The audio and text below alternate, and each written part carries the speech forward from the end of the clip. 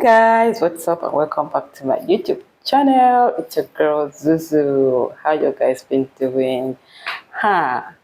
So guys, first it was Kwam and Value drama that got everybody talking, right? And now, just days later, another airline passenger incident is making the headlines, and this time it's on an Ibom Air flight. Wahala. In the Ibom Air case, right, things got so bad that the passenger actually ended up getting like a lifetime ban on the airline, like never ever to fly with them again. But before we get to that, here's a quick reminder of the Kwam incident that happened last week, okay, for those of you who don't really know what happened with the Kwam incident and Jet.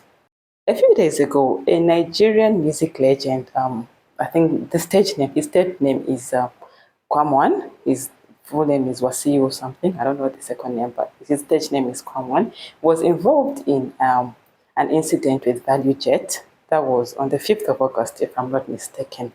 So according to reports, right, Kwam arrived for his flight to, like, he wanted to board the flight with a flask, and in the flask there was an unidentified liquid, which I think security and ground crew and everybody suspected to be alcohol, which is prohibited on board. Anyways, Kwam insisted it was just water in the flask, and the disagreement with the crew, ground crew and everybody else, like, quickly escalated. Now, things turned physical when he allegedly spilled the drink on, I think, one of the security personnel, and at that point he was now denied boarding. But instead of walking away, Kwam walked onto the tarmac and decided to stand like right in front of the aircraft, like preventing it to move. Like he said, he was like, "You are not going nowhere without me."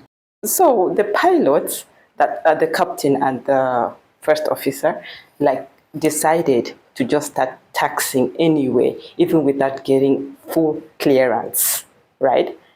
And there was still ground personnel like nearby. In fact, this thing was like a movie. For some of you who have seen the video, I'm sure you saw some ground staff literally had to duck as the aircraft started taxiing. Imagine that. Anyway, the Nigerian Civil Aviation Authority, the NCA, was quick to jump into the situation, and they suspended both pilots, like, for, deciding to taxi without getting full clearance.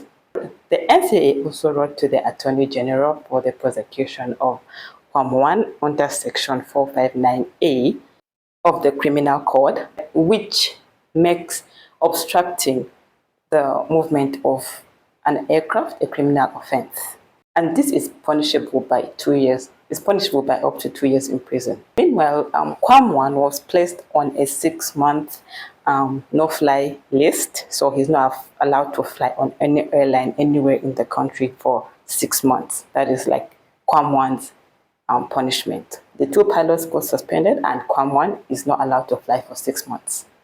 Meanwhile, ValueJet has also faced criticism for even allowing the whole incident to even escalate in the first place.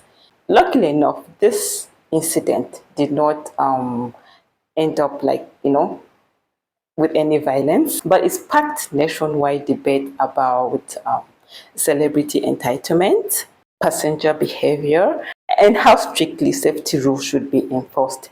Now, fast forward a few days later, right? Yesterday, Sunday, 10th of August, another incident yet again is making the headlines. And this one now was on board an Ibom Air flight from Uyo to Lagos. Before takeoff, the cabin crew instructed passengers to switch off their phones or put their phones on flight mode, which is normal operating procedures, right? This one passenger refused. She refused to switch off her phone. She refused to put the phone on flight mode. The pilot had to intervene, and it was the pilot's intervention and another passenger, right, who now actually, I think, ended up switching off the phone. Anyway, during the flight, it was a smooth flight. The flight was smooth, right, until they arrived Lagos. That was now where the drama started, when they arrived Lagos. So apparently, after most passengers had disembarked, this lady, for some reason, I think she was still staying behind to cause drama or to look for trouble. She waited for most of the passengers to disembark, and that was now when she attacked the purser, and that is the lead flight attendant. According to Ibom Air, the confrontation turned violent. Like the passenger stepped on the cabin crew, she yanked off her wig, she threw her glasses on the floor. It was bad, apparently. Slapped her multiple times and even used her shoe to hit the purser. Like it was bad. And when another crew tried to intervene, she matched a colleague slap. The passenger slapped the other crew as well who tried to help.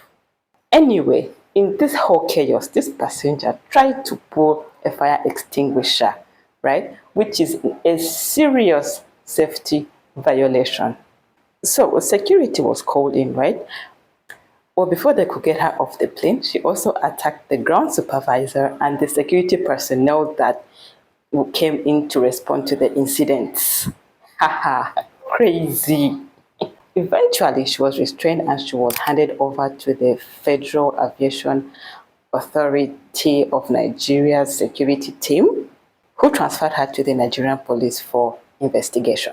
Ibom Air responded immediately with a lifetime ban on this passenger. And they reported the case to the NCAA, reaffirming their zero tolerance for violence and for a breach of safety policies. Now, this Ibom Air case is alarming, especially because it happened shortly after the Kwam 1 incident. And it's raising questions of whether unruly passenger behavior is on the rise in Nigerian aviation. Anyway, the NCA has reminded passengers that flights are not just about comfort, they are about safety. And following crew instruction is a requirement, it is not a suggestion. Anyway, guys, what's your take on this incident? Was a lifetime ban the right move for Ibom Air on this lady? And do you think passenger misbehavior is on the rise, or are these just rare coincidences? Drop your thoughts in the comments. So if you enjoyed this breakdown, please don't forget to like, share, comment, and most importantly, subscribe for more trending updates and real world stories. Thank you so much for watching this video, and I'll catch you guys in my next one. Bye bye.